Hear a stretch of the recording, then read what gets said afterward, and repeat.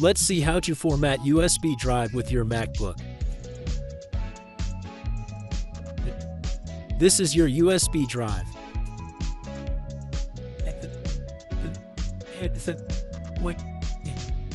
Now go to Utilities.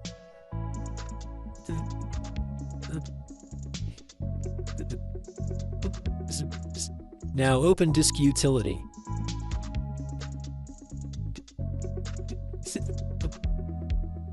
And this is your external 64 GB USB drive.